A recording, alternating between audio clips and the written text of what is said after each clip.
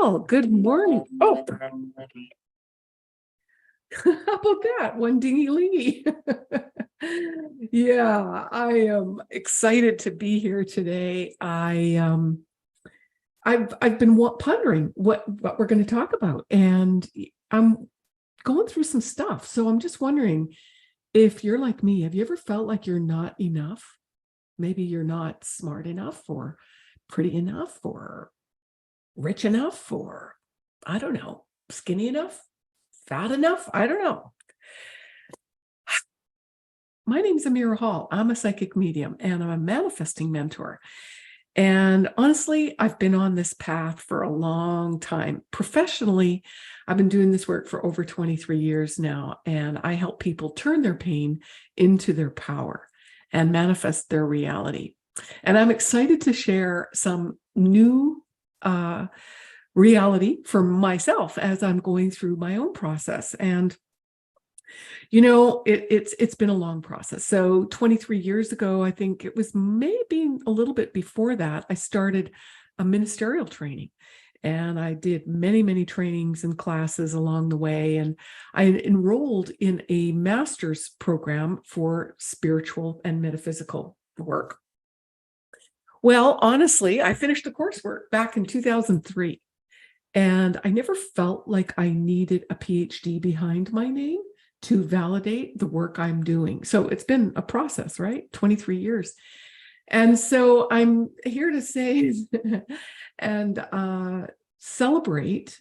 I'm actually still trying to catch up with myself, but I submitted my PhD thesis paper on Friday. So I'm still reeling from the actuality of submitting the paper. So I was pondering about that and wondering maybe why I'm not super excited and over the moon ready yet. Well, first of all, it has to be approved and accepted by the committee. So I'm waiting on that. It'll be about 6 weeks, but it's pretty much a done deal, I'm thinking. Bottom line is my feelings, right? Not feeling like I've accomplished anything. And yes, in my mind, I can say, wow, that's an incredible feat. But I was looking at my own family and, where it all began. I remember getting B's and A minuses in classes and that never being enough. And my dad would always push me to being the A student and the A plus student.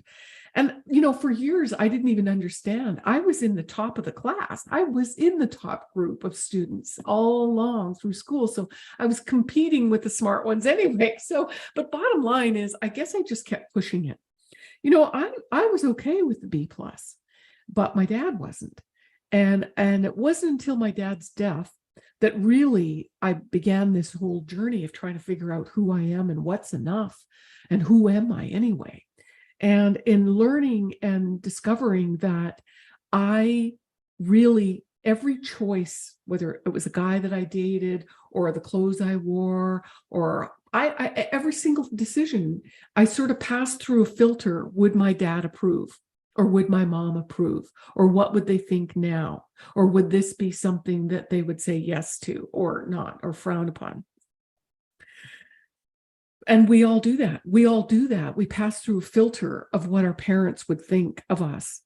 Well, I have to say that all these years of all the work that I did when that crushing blow when my dad passed, that, nothing ever made him happy.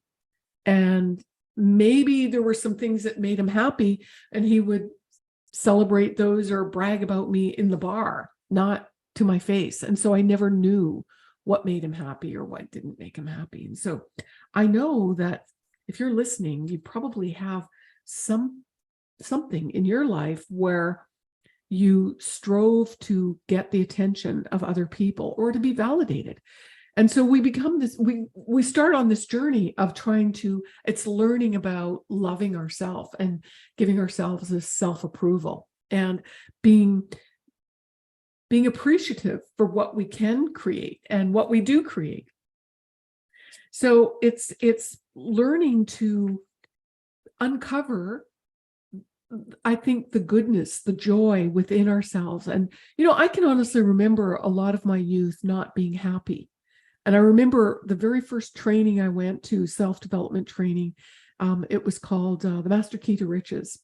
And I was in my early 20s, and I remember thinking, I just want to be happy. I couldn't think of anything beyond that. I just wanted to be happy. And of course, that's so nebulous, isn't it? But, a lot of my times, depressed moments, I would go down by the river and just sit there and cry. Being in nature was really helpful to me. It was very supportive to me. So I find that, in all the years and all the work I do, honestly, I appreciate getting out of pain fast. I don't like staying stuck. And, comparing ourselves or not feeling good enough to somebody else or to what somebody else's standard is a key to finding where our joy is buried, right? So when we're continually caught up in this cycle of comparing ourselves, whether it's on Instagram, comparing your living room and your beautiful decor to what somebody else is living, or living free in open land versus living in the city and you're feeling congested. Wherever we find ourselves comparing ourselves to colleagues, to somebody not having the bank account, or you wanting the level of bank account success that somebody else has. All along the way, I think we're continually being conditioned to, now the new word is level up, right? Level up, level up. And so I really think that it's more about the journey of feeling content within ourselves and accepting that we are good enough just where we're at. And so today, whether I get the stamp of approval from the board, I have completed that thing we call the thesis. I have done that. I did receive support. I welcomed that for my editing and other eyeballs looking at it. And for those of you who have reached out to me, thank you so much. So I hope this helps you in all the work I do. The work is to clearing these blocks so that we can quickly move on. So yeah, Amira's feeling a little bit sort of in between of, yes, I'm good enough. Yes, I've accomplished it. And now I'm catching up to celebrating that whole experience. But, it's like wherever we go, we take ourselves, right? And it's all about stepping into knowing that you are everything that you need to be. Now, sometimes we need to uncover that and dislodge it. Quite honestly, perhaps I held myself back for 19 years in writing that thesis, completing the coursework, because I was arrogant and thinking, oh, I don't need that. I don't need that title behind my name to feel enough, to feel good about who I am. And that's true. So I have completed it, not to prove to the world who I am. I've been on that journey proving to myself that I'm worthy of that. And now I could gracefully step into it, and then boom. One friend said, oh, I didn't even know you were doing that. Well, I didn't tell anybody. It was my little secret. So I don't share a lot about my behind the scenes stuff. I'll attempt to do more of that. But I'm really from a deep part within me, I want you to look at where you're comparing yourself to other people, maybe that you're holding yourself back. Maybe I was comparing myself with others, thinking I was good enough, even if I don't have that PhD behind my name. Of course I was. There's nobody in my family that has a college degree, never mind a master's or a thesis or a PhD. So I was maybe even limiting my light, or not shining as bright, or not shining and showing my level of intelligence or awareness, so that I didn't compete with my family, not to trigger something else with them. So wherever we are, we need to clear that energy of competition or comparing or not feeling good enough, because that energy is the very thing that keeps our light dim. It doesn't allow us to shine bright. It doesn't allow us to experience things that we could have never imagined, right? This really wasn't on my radar, conscious radar anyway.